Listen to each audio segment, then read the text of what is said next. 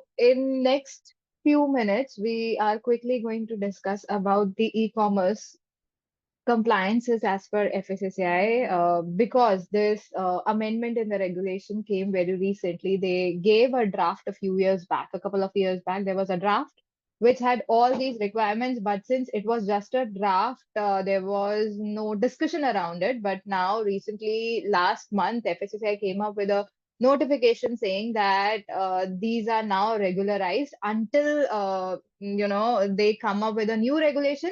These directions are what the industry has to follow. During the session, if you have any question at any point of time, please feel free to ask, or it would be better if we keep the questions towards for the end of the session. So there will be time for question and answers as well. If you have any, please ask. Let's start with the definitions. So, what is e-commerce? We all understand this word, I guess. So, e-commerce is basically just selling any goods or your services through the digital platforms, through websites, through apps, and through any other digital media. Now, there are multiple, mainly two types of FBOs, e-commerce FBOs that are defined by FSSAI. One is inventory-based model FBOs. That means that, you know, we are conducting an e-commerce activity and we have our own food business, our own website from where we are selling our goods directly to the consumers. For example, let's say if FoodSafetyWorks is an FBO and we have our own products, we are selling it through our own website, we become an inventory-based model.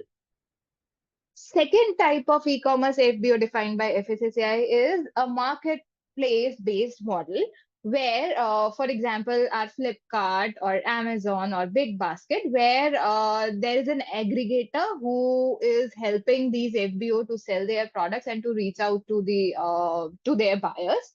And they need not necessarily be the owners of that product. They are just selling the product into the market through their website or app. That is called marketplace based model of e-commerce business.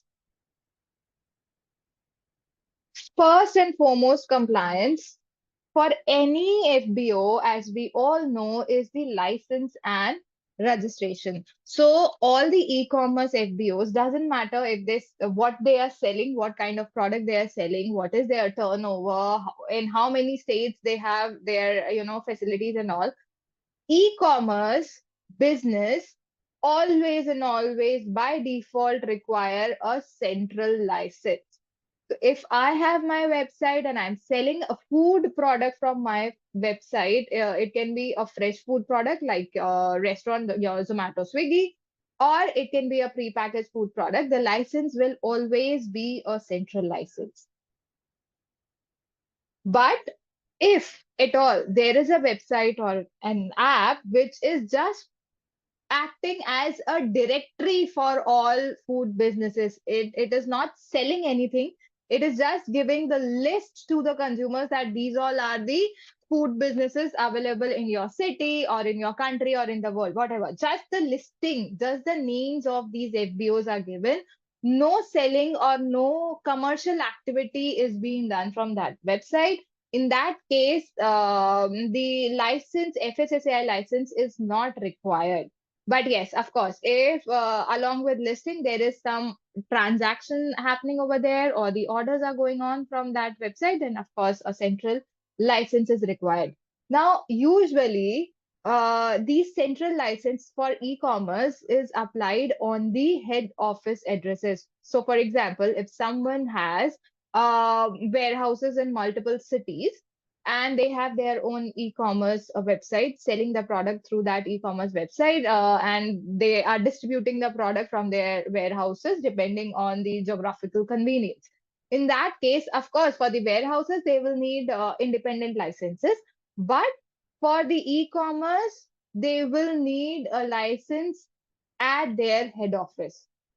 Okay, now, along with the license, along with the FSSAI license, there comes many responsibilities that an FBO must follow if they don't want to get into any legal trouble.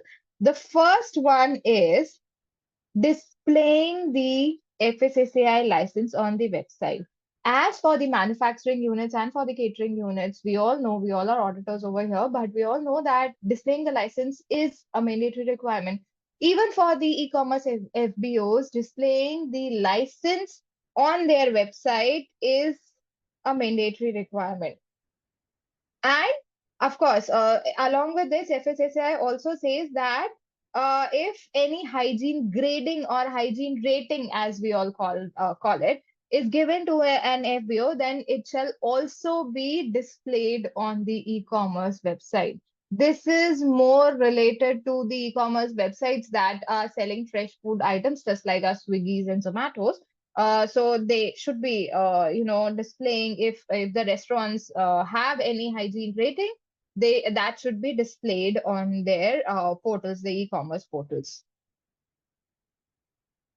All e-commerce FBOs are required to sign an agreement with the sellers or the brand owners or the manufacturers, saying that these manufacturers or the sellers are going to comply with the FSSAI rules and regulations. And whatever regulatory liabilities are there for their product to be adhered to, that liability lies with the manufacturer or with the seller directly. It's not the e-commerce's headache.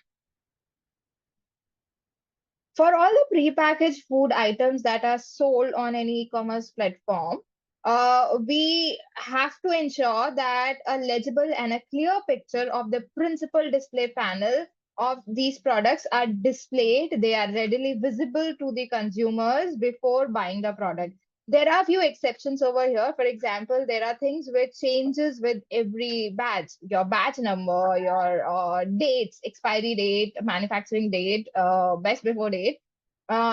These things might change from one batch to another. That is why these are exempted. It's okay if you not display these things on your e-commerce platform. But other than that, your entire principal display panel, or in more easy terms, if I have to say, your entire product's label should be clearly visible to your consumers before they buy your product.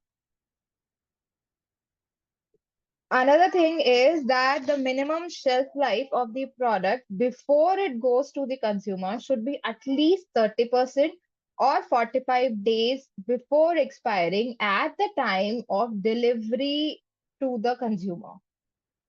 And in case if it is a fresh food item from a caterer or from a restaurant, then of course the fresh food has to be sent as it is. There is no timeline given. It has to be freshly made, and it should be delivered as soon as possible. Okay. Next is about the fresh produce. So people who are selling any fruits and vegetables or any other fresh produce on the website, then they have, or on an app, they have to display a relevant picture, indicative image, showing the product. Of course, the exact image showing every time is not possible. That's why they have to just show the indicative image. And the mandatory food information that is mandated by the FSSAI, that we should be informing our consumers, basically our entire label, again, where we have the allergen information, veg, non-veg declaration, and rest all the information that is mandatory for a consumer to know before they even decide to buy our product, that has to be displayed on the website. Yes, this is important. So the food products that we are offering from our e-commerce portal, such products, it is the responsibility of the e-commerce FBO that these products are available for sampling by FSSAI at any given point of time in their entire supply chain. And all e-commerce FBOs are required to train their delivery person. Even the last mile delivery person should be trained. And of course, the post-stack trainings are also mandatory for them. We have to also ensure that there is no misleading information or false claims or any false image or misleading image that is being displayed on the platform. In case any e-commerce FBO find out that their seller is not complying with the FSSAI rules and regulations, in that case, they have to immediately delist the seller and they have to inform the FSSAI. And all the FBOs, of course, we all have to comply with the Schedule 4 requirements. All the Schedule 4 requirements that are there pertaining to a particular business have to be adhered to at all times. If there is any complaint that is being received by e-commerce FBO for any product that they are selling, that complaint has to be immediately transferred to the concerned manufacturer or the concerned seller so that they can resolve the complaint as soon as possible. And e-commerce entities that are providing the listing or directory to the FBOs on their platform, they should also list the rating or ranking of the FBO either on voluntary basis or on mandatory basis, as the FSSAI will specify when the final regulation will come. As of now, of course, giving rating or ranking to the FBOs listed on a platform is completely voluntary.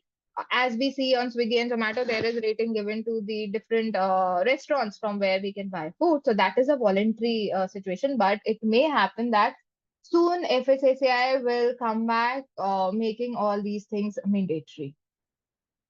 So yeah, our session is open for any questions or any feedback or any discussion that we want to do. We still have time.